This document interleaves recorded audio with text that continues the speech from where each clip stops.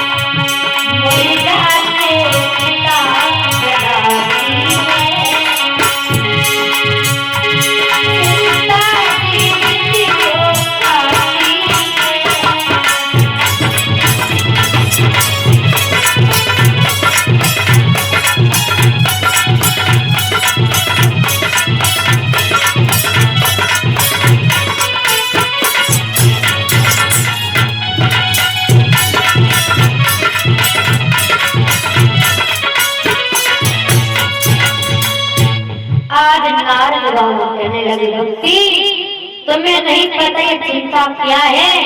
चिंता परिचित दीमक के समान होती है।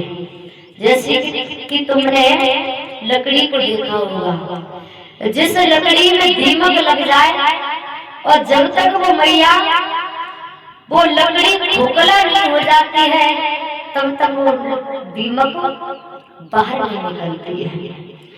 ऐसे ही हमारा शरीर है, अगर इस शरीर में किसी प्रकार की चिंता समा गई तो परिचित जी जब तक हम मर नहीं जाएंगे तब तक ये चिंता नहीं निकलेगी। तो उसी समय नारद बाबा समझा रहे हैं, देखो मेरी बात सुनो भक्ति, अब हम तुम्हारे लिए कुछ उपाय करेंगे। उपाय आज उसी समय जब इतनी बात जब कही है कि उपाय करेंगे तो भैया आज कह रहे हैं नारद बाबा, मोर वचन चय पड़ जाए फीका और संत वचन पत्थर लिखा। देखो भक्ति संत की बात रद्द नहीं होती है और मैं तुमसे वादा करता हूँ कि तुम मेरी बात मानो और हम कुछ उपाय करेंगे। संत भगवान बाबा कौन होते? परमात्मा। लेकिन परीक्षित जी अगर सही से अगर देखा जाए तो अगर गिनती 100 होती है लेकिन 90% बाबा का भगी होती है, 10% बाबा परमात्मा की तरीके से होते हैं। तो भैया नारद बाबा ऐसे थे, ना माने नहीं और रद्द मानने की कोई बात टाल नहीं सकता, ऐसे नारद से मिली है मुक्ति। अब तो भैया उसी समय कहने लगे सुनो कलियुग के बलि और इनाम आधारा सोमरी सुमेरी वो तीरथ पारा।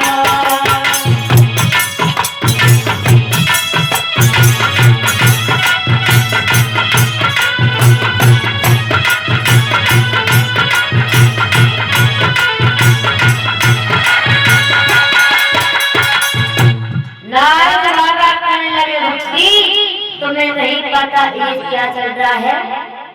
कलियुग। और परीक्षित जी अगर इसे सही से अगर देखा जाए तो ये कलियुग नहीं है, अगर इसका सही अर्थ है तो कलियुग है। क्योंकि कलयुग का मतलब क्या है पहले से समझ लो कि जब व्यक्ति इस कलयुग में अगर गलत करता है तो व्यक्ति को तुरंत फल मिल जाता है। और द्वापर त्रेता में सतयुग में क्या था कि जब व्यक्ति सतयुग में गलत करता था तो महाराज त्रेता में रोकता था, और जब त्रेता में गलत करता था तो द्वापर में रोकता था। लेकिन अब ठीक रहा, क्योंकि जैसा व्यक्ति कर्म करता है और उसे वैसा ही फल तुरंत मिल जाता है। और तभी व्यक्ति को कुछ असर भी मालूम पड़ता है। परीक्षित जी, तो व्यक्ति को समझ में आता है बाद में कि मैंने क्या किया और क्या नहीं किया, अपने जीवन में मैंने अच्छा किया या फिर बुरा किया। तो उसी समय आज नारद बाबा कहने लगे व्यक्ति मेरी बात मानो, और हम जा रहे हैं संत सरोवर से मिलेंगे कुछ उपाय पूछेंगे। क्योंकि परीक्षित जी लिखा है किसी का विनय परमात्मा को लोग कब बुलाते हैं।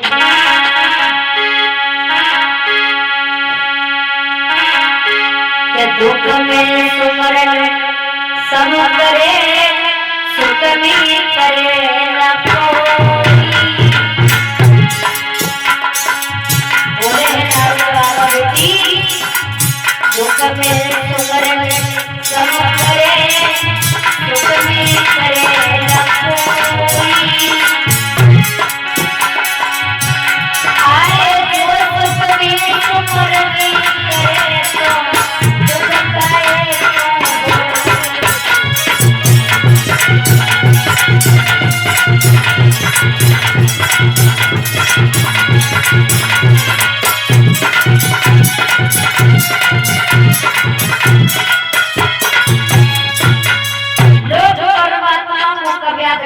भैया दुख में। और परीक्षित जी जब तक लोगों के जीवन में सुख रहेगा तो लोग भगवान का कभी कभार याद कर लेंगे, लेकिन रोज नहीं करेंगे।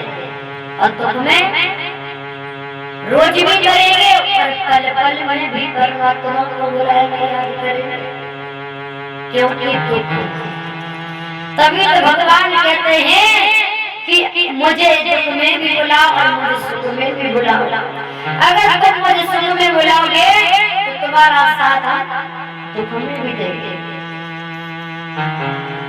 आज इसी समय यहाँ से नारद बाबा चल पड़े और जैसे जब चले हैं तो भक्ति की आंखों में आंसू आ गए, रोने लगे।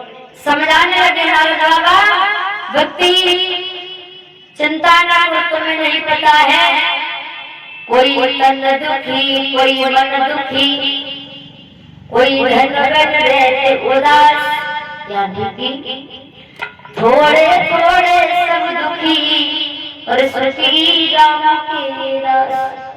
अगर देखा जाए ऐसे परीक्षित जी संसार में तो कोई व्यक्ति सुखिया नहीं है, कोई सुखिया, कोई जमीन से दुखी है, कोई शरीर से दुखिया है, कोई बच्चों से दुखी है और कोई बच्चों के लिए दुखी है।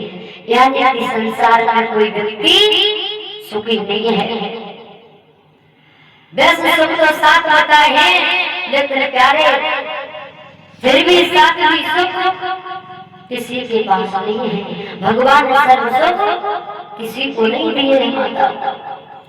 आज इसी समय घर चले हैं नारद बाबा तो भक्ति की आंखों में आंसू। बाबा जी कहाँ जा रहे हो? के छोड़ कर हाथ भी टीका नारद चली, के छोड़ कर हाथ भी टीका नारद चली, और दिल की बात लगी की लगी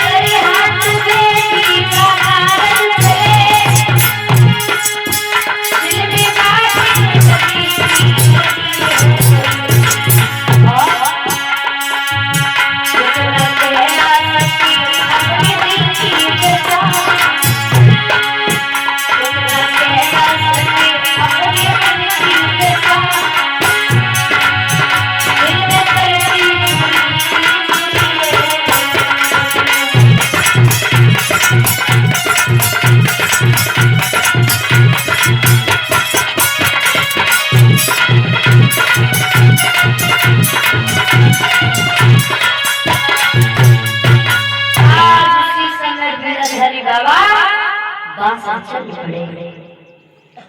और जैसे जब गिरधारी बाबा जब वहां पहुंचे जहां पर संत महात्मा बैठे थे और संत शिरोमणि के पास में पहुंचे। अब तो भैया संत शिरोमणि से बैठे हुए और वही नारद बाबा भक्ति की चर्चा करने लगे कि ऐसा तो मैंने कभी सुना भी नहीं था ना कभी देखा था।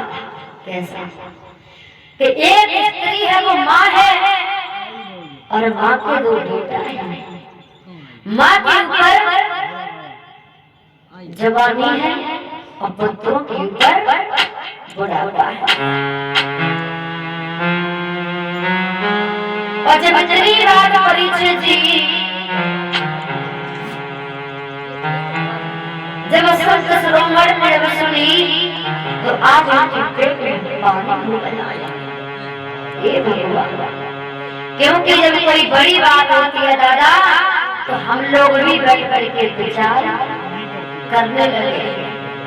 क्या करते हैं तो भैया ऐसा तो असंभव है, ऐसे कैसे हो सकता है। जब कोई बड़ी बात होती है तो हम लोग सोचने लगते हैं